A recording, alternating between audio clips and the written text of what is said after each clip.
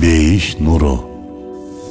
Пайгамбарыбыз саллаллаху алейхи ва салламдын энесинен айрылышы.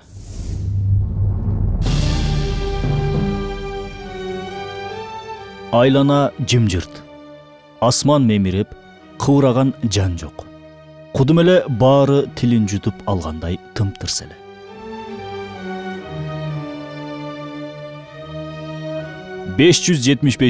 жыл. Сүт эне Халима жолдош экөө пайгамбарыбыз саллаллаху алейхи ва салламды өз энеси Азирети Аминага алып келип тапшырат. Ошондо куттуу пайгамбарыбыз саллаллаху алейхи ва саллам 4-төн 5ке аяк баскан эле. Оğlунун жанына келгенине сүйүнгөн Азирети Амина нурдуу баласына мээримин төгүп, атасынын жоктугун сездирбөөгө колунан келишинче аракет кылып жүрдү. Сүйүктүү пайгамбарыбыз саллаллаху алейхи ва саллам кичинесинен эле акыл эстүү, элпек жигит болуп чоңоёт. Апасынын бүт иштерине ошондо эле жардам берчү. Өзгөчө тазалыкка аябай көңүл бурганына Азирети Амина таң калар эле. Ал бир гана энесине эмес, айлана чөйрөдөгү тааныгандарынын баарына кол кабыш кылып, аларды урматтап турчу. Достору да пайгамбарыбыз саллаллаху алейхи ва салламды жакшы көрүп, аны менен чогуу жүрүүнү каалашар эле. Ооба, Аллах Таала пайгамбарлык деген улуу жана ыйык милдетти бере турган элчисин ушинтип эң сонун бапестеп, тарбиялап өстүрөт.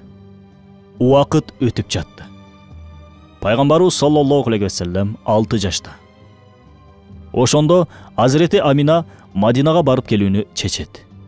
Ал туугандарын көрүп, жана эрте кайтыш болгон жолдошун зыярат кылууну каалаган эле. Азирети Амина жолго жалгыз уулу пайгамбарыбыз саллаллаху алейхи ва саллам жана бакма эне Умму Айман менен чыгат. Сапардан алдын байкуш эне эмнегедир терең кайгыга батып, ойлуу жол жүрөт. Ал кайра өз үйүнө кайтып келбечүдөй улам-улам кылчайып артын карайт. Меккеда телмирип, апасын ыйлап ээрчиген жаш баладай карап турду Аминаны. Үчөө ысыкта катаал жолду басып өтүшүп, Мадинага жетишет. Пайгамбарыбыз саллаллаху алейхи ва салламдын тайкесинин уулу Набиганын үйүнө токтошот. Сүйүктүү жубайынан айрылуу кайгысын тартып жүргөн Азирети Амина үйдүн куроосундагы азиз күйөөсүнүн бейтине барып, өксүп ыйлап алат. Энеси менен бирге турган пайгамбарыбыз саллаллаху алейхи ва саллам ошондо атасынын бейтинин алдында жетимдиктин ызасын алгачкы жолу сезет. Бул мүнөттөрдөгү Аллах элчисинин саллаллаху алейхи ва саллам энесине кошулуп төккөн көз жашы Азирети Абдуллахка кудум эле гүл десте катары сунулган эле.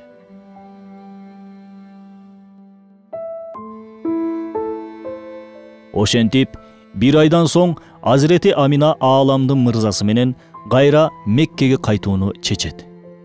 Эрме чөл ээн талаада үчөө жол тартып баратышты.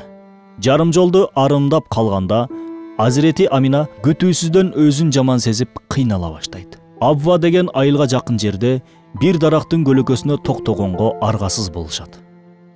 Пайгамбарыбыз саллаллаху алейхи ва саллам менен Умму Айман эмне кылар айлаларын таппай сарсанаага батышат.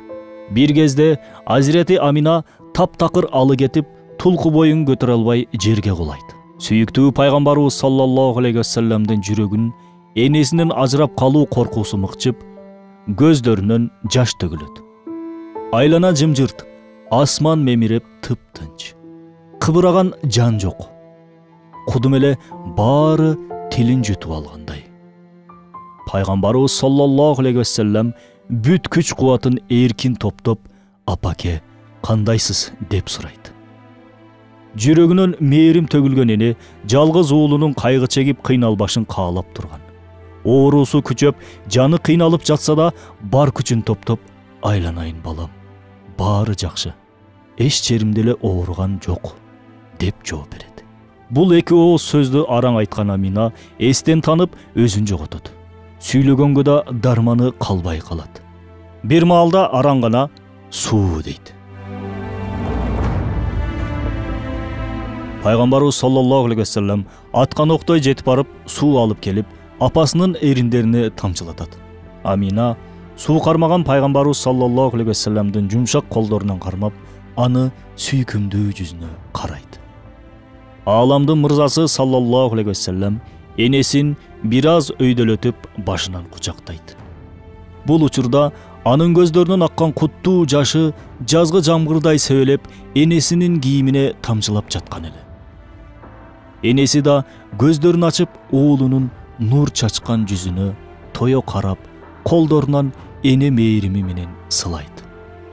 Аминанын жүрөгү уйгу туйгу болуп, уулунун кулак түбүндө ыйлаган үнү, сыздаган деми өрттөгөн жүрөгүн ого өтер алоолонтуп, жаны эзилип, оорудан улам эч нерсе кыла албай, айласыздан үнүн жашырып ыйлайт. Күйөөсүнөн ажыраган аз келгенсип, эми уулу менен кош айтышабы. Бул чыдагыс азап, көтөргүс дарт эле. Бирок колунан эмне келмек? Бул Аллахтын койгон өзгөрткүс тагдыры. Азирети Амина бул оорудан кутула албастыгына акыры көзү жетет. Акыркы жолу уулуна коштошкон бул дүйнөдөгү көздөрү менен тигиле карап, бул сөздөрдү айтат. Уулум, Аллах сенин жолуңду ачык кылсын. Эгер көргөн түштөрүм туура чыга турган болсо, анда сен чыныгы бакыттын ээси болосуң. Сен Ибрахимдин аманаттарын динин толуктайсың. Аллахтын адам балдарына адал менен арамды ажыратып көрсөтүш үчүн жиберилген элчиси болосуң. Жашагандын баары өлөт, жаңынын баары эскирет, карагандын баары өлүмгө тумшугат. Бардык нерсе өтүүчү, акыры кетет.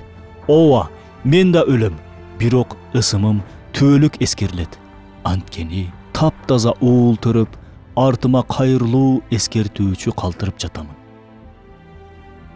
Азирети Амина бул сөздөрдү айтып бүтөр замат, бул жалган дүйнө менен кош айтышат. Сүйүктүү пайгамбарыбыз саллаллаху алейхи вассалам Умму Айман менен тилден калгандай силейип туруп калышат. Бул мезгилде апасынан айрылган пайгамбарыбыз саллаллаху алейхи вассаламдын гана кайгыга баткан ачуу көз жашы сүйүлөп турду. Мекке менен Мединанын ортосу Абва айылы, 576 жыл. Ааламдын мырзасы саллаллаху алейхи вассалам томолой жетим калды. Бирок анын чыныгы коргоочусу, сактоочусу бар. Ал хафиз болгон, башкача айтканда коргоочу, сактоочу болгон Аллах Таала. Адамзатты түбөлүктүү бактылуулукка, эки дүйнөнүн бактылуулугуна жетелеген энебиз, апабыз, Амина энебиз ушундай балда көз жумду. Аллах ал заттан ыраазы болсун. Аныкындай сабырдын, такыбалыктын тамчысын биздин эже карындаштарыбызга да насип этсин. Амин. Айлана жымжырт, асман мемиреп, кыбыраган жан жок. Кудум эле баары тилин жутуп алгандай тымтырс эле. Ролик Рисале Нур аттуу Курандын тафсиринин маанисинен алынды. Маалыматтар дүйнөлүк жарыштан биринчиликти алган ааламдын сыймыгы Мухаммад саллаллаху алейхи вассаламдын өмүр баяны аттуу китептен алынды. Бейиш нуру.